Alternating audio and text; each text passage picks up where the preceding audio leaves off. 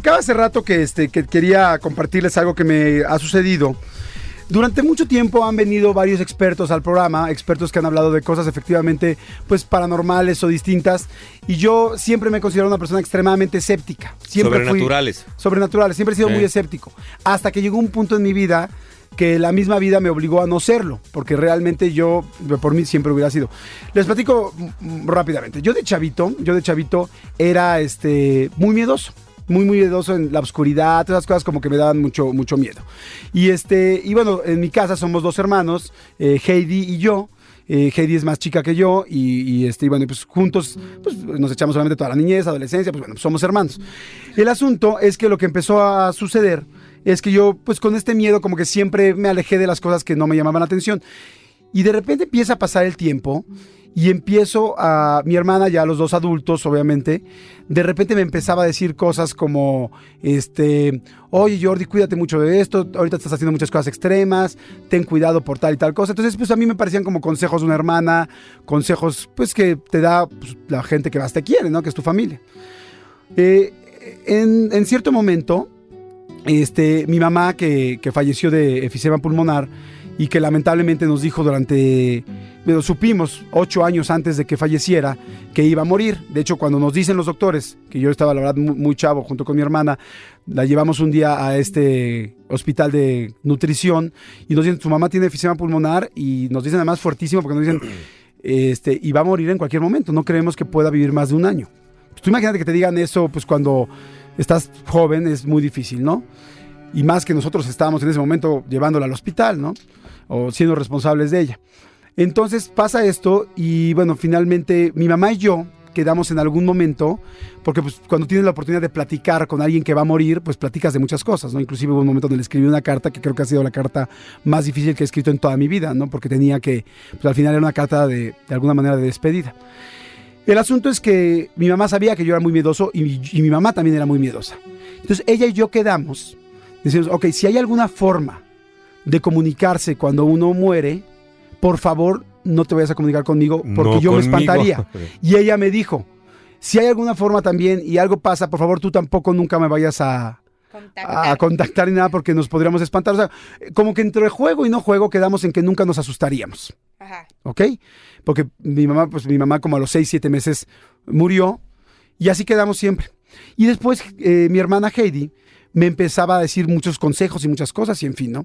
Hubo un día que me acuerdo perfecto que pues estábamos muy tristes los dos, tanto mi hermana como yo, y de repente en una de esas me dice Heidi que estaba llorando, que había soñado. Me habló un día, me dice, oye, ¿sabes qué? Es que soñé a mi mamá en un lugar lleno de rosas y tal, y estaba así, asado, y me dijo y del sueño me decía que te quiere mucho y tal, ¿no? Entonces, al siguiente día o 2 días estamos en su casa, mi hermana tiene 4 hijos y una de ellas, la niña más grande, de repente Heidi me platica que estaba llorando, mi hermana, por pues obviamente recordando a nuestra mamá en la comida, y que de repente mi sobrina, que estaba muy chiquita, no sé exactamente cuántos años tenía, va a un juguetero gigantesco que tenía muchísimos juguetes, y toma exactamente el juguete que le había regalado mi mamá. De 60 juguetes que había, toma exactamente el que le había regalado mi mamá, porque no, que normalmente no lo tomaba. Se lo lleva a mi hermana, que estaba llorando en otra parte del departamento donde vivían, se lo da y le dice, no estés triste. Mi mamá, mi abuela, está en un lugar lleno de rosas. Exactamente lo que había soñado un día antes Heidi, y después lo que obviamente lo que me había platicado a mí. Empezaron a pasar un millón de cosas que en realidad yo me di cuenta que mi hermana me trató de no decir, porque sabía que yo pues me asustaban este tipo de cosas, esa es la verdad.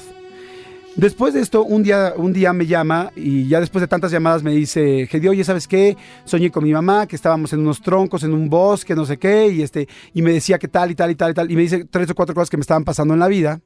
Y me dice, y después tú desapareciste en el sueño y te vimos entrando atrás de unos arbustos, de unos matorrales, y vi que mi mamá desapareció de frente de mí y que estaba atrás de los matorrales siguiéndote. Y cuando voy yo hacia los matorrales, veo que mi mamá estaba hincada, que tú estabas acostado con la mano derecha hacia arriba, o sea, la mano derecha levantada, traías como algo gris abajo y como algo rojo, como una pijama roja con gris, y con la mano levantada. Y mi mamá te dio un beso y te acarició la cabeza. Y me dijo otras cosas. Entonces ya cuando me dijo eso, le dije, órale, pues que, ok. Y me acuerdo ese día, perfecto, que le marqué a Rebeca y le dije, esa noche había sido una noche de Año Nuevo. Y habíamos estado esquiando. Y obviamente pues tú te acuerdas de una noche de esas y te acuerdas perfectamente porque pues es una noche especial.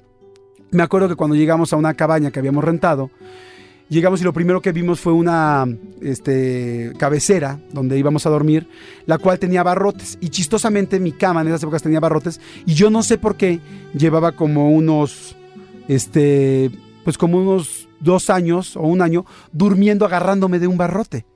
O sea, del barrote de mi cabecera original. Y cuando llego y veo eso, dije, ay, mira, tiene igual barrotes.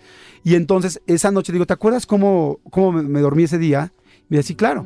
Traías tu sudadera roja, tus pants grises, y obviamente yo estaba sostenido sobre o sea, estaba agarrando esto. En ese momento yo le hablé a Heidi y le dije, oye, basta. O sea, le dije, ¿qué está pasando? O sea, exactamente lo que me acabas de decir es como me dormí, con la ropa como me dormí, con lo que tal. Y entonces en ese momento me dice Heidi que pues la verdad es que nunca me había querido decir porque le daba mucho miedo asustarme. O sea, finalmente ella me estaba protegiendo. Y entonces me dice que ella desde muy chica tiene la sensibilidad de poder escuchar y comunicarse con la gente que ya murió. Y además, bueno, ahí me voy casi de espaldas, pero después de eso me dice que además existe una técnica mundial para comunicarse con la gente que ya murió. Y que ella se estaba comunicando con mi mamá, entre otras personas, y que nunca me había dicho, y que inclusive tiene pues obviamente pruebas de todas las comunicaciones, y me dice que si las quiero escuchar. Obviamente, desde que mi hermana me lo dijo, pues obviamente yo sabía que era real. Porque, pues digo, tú no conoces tiene a tu por familia. qué estarte engañando, para mí. Dices, ¿por qué va a estar engañando? Y mucho menos con eso. Y además, no me está engañando que me lo ha estado ocultando para no lastimarme o para no asustarme. No lastimarme, para no asustarme. Para asustarte, sí. Después de eso me acuerdo que yo fui a mi terapia, voy con mi psicóloga y que le digo así, me deshago y le digo, oye, pasó esto y esto y esto y esto. Y me dice, sí, efectivamente, la comunicación existe desde hace muchísimos años, pero lo que pasa es que es algo donde tanta gente se trata de meter que al final no puede parecer de repente que hay mucha gente que es charlatana en esta situación. Claro, obviamente Y aprovechan. entonces, exacto, me acuerdo perfecto que fui con Adal y le platiqué la situación. Él se lo platica también a una persona de su confianza, pues muy preparada, y la persona le dice lo mismo, dice, claro que existe tal y tal y tal. Y bueno,